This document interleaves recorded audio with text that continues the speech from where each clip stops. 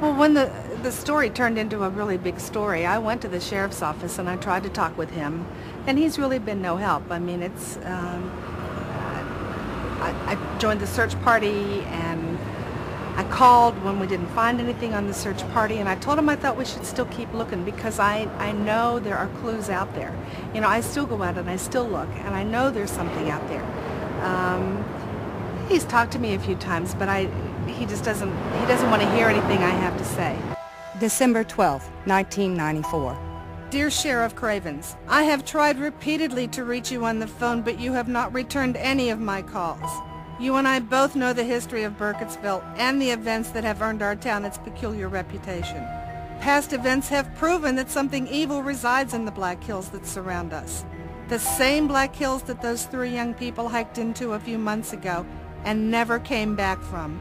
I urge you to look to the past for the answers you seek. Sincerely, Dottie Fulcher. They won't tell me anything. That's why there's this feeling that I have that they know more than they're willing to talk about. I think they don't want to admit that they saw her and that she's there. You know, Ellie is not very far from any of us at any time, and she chooses her time to appear. And they just don't want to acknowledge that.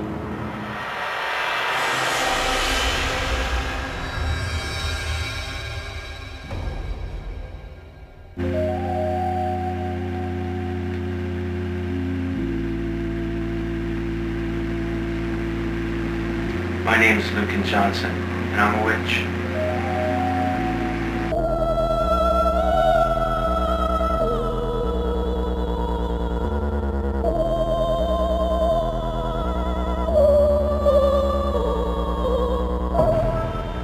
Well, witchcraft is basically a science. You have a delineation between paganism or polytheistic religions, more than one god, and witchcraft, which is a scientific study of energies and materials. By the power I bear, I bless and consecrate thee. From the goddess to the god, so mote it be. Wiccanism is a new religion. And what you got to understand here, man, is we lost most of the records for what would be considered witchcraft throughout the latter part of the 17 to 1800s, and a lot beforehand with the burning times as we refer to it. Bring out Elizabeth Selwyn. These are when people were tortured and killed, the Salem witch hunts. Simple case of bad bread, the grain in the bread caused hallucinogenics. You get a bunch of kids hallucinating that someone is making fun of them or torturing them, and of course parents are going to react in a protective manner, and before you know it, people are dying by the hundreds because so-and-so did something evil. Most of the time it wasn't anything to do with evil. These were people that were trying to help through either natural lore, herbalism, any kind of medicine that may not have been standard practiced. Burn the witch! But by the Revolutionary War, these trials, which were quite common at the time, had somewhat faded out, and witchcraft was a thing of the past, except in the rural areas. And there we had a lot of superstition among the populations, and people still practice witchcraft. 2 examples come to my mind, one being a 1786 case of the Blair Witch of Maryland, and the other one being the Bell Witch of Adams, Tennessee in 1817. Now, while both of these cases are interesting academically, I find the Blair Witch of Maryland the most colorful. I mean, what's your take on the Blair Witch at this point? Do you think she exists? I don't know. This is Burkittsville, formerly Blair. It is a small, quiet Maryland town, much like a small, quiet town anywhere. Well, I'm Bill Barnes. I'm the executive director to the Historical Society here in Burkittsville. I've been that quite a few years and known as the town historian. And I've tried to keep up with our history and make it be alive to the people that come behind me. Burkittsville was actually founded on another old town by the name of Blair, and it was founded here in 1734 to protect the western approaches to Baltimore from attack by the Indians and so forth. But it died out because of a witch.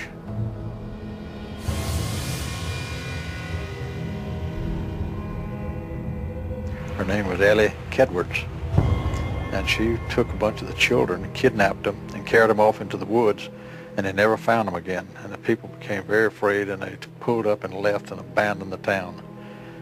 And it stayed abandoned for 40 years.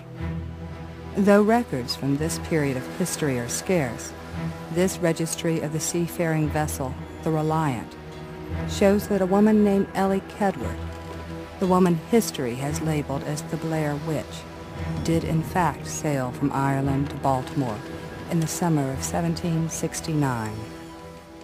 The Blair Witch story begins like all other witch stories and legends with an old haggard lady, and in this particular case she was a Catholic living in a predominantly Protestant community. The story goes that she had bled a few children, and by that pinpricks, probably because of some sort of illness that she detected or something to that effect. The children went back, reported it to their parents. This is, of course, at that time an early sign of witchcraft. She was tried, summarily convicted, and banished. The winter she was banished was supposedly the worst ever, and no one knows what happened to her. She was left by herself out in the woods. What they did was they blindfolded her, took her out into the woods, and this was in the middle of the winter, tied her to a tree, and left her, where she soon succumbed to the elements. The following year, the young lady who was her first accuser and most of the other children who were her accusers and children of the village vanished throughout the course of the winter. By the end of the winter, over half the town's children had disappeared. Well, immediately the townspeople blamed these disappearances on Ellie the Witch. The people simply vacated the area. They left. They abandoned the community, and they never spoke about the incident again. As he related to me, he had lived in a small town 40 miles to the north. The place had been abandoned, he told me, as it had come under a curse. The well-built homes that still stood there were boarded up and empty, with no sign as to why their denizens had chosen to leave so abruptly. This man had heard that the town had been cursed by a witch, and he claimed he had seen a cemetery full of the gravestones of children. But whether that is true or not, I could not say. In 1809, a rare book about the occurrences surrounding the Blair Witch legend was discovered, entitled The Blair Witch Cult.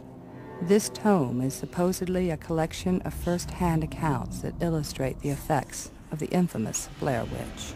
And the book is filled with bloodletting, all kinds of bloody gore, witchcraft, paganism. Basically, it's a pack of lies. Don't believe any of it.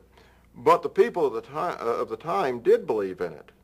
The awful hag wrenched the boy's head from his writhing body and defiled the church with his warm blood. It was then that I noticed a dog's teeth had sprouted from her leg. She controlled the animals of the forest, even the trees seeming to do her bidding.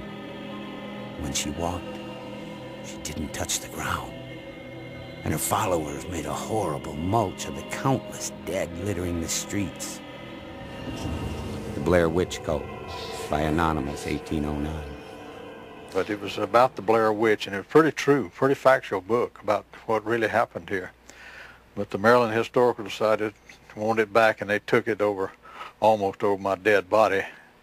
But I couldn't keep it because it didn't belong to them. 38 years later, a chance encounter resurrected the abandoned township of Blair. They were building a railroad through here, and the gentleman was building the railroad was out riding his horse and got lost, stumbled up on an old road, and it led into what was Blair at the time. He had a friend named Burkett, and Mr. Burkett was a developer, and he talked him into coming here and developing this here, and he named it Burkittsville. The town was actually formed in about 1824, and right about a year after that, the crops had come in. The wheat was mostly what the farmers grew there, and the crops were in, and they decided to have a picnic down on the local creek.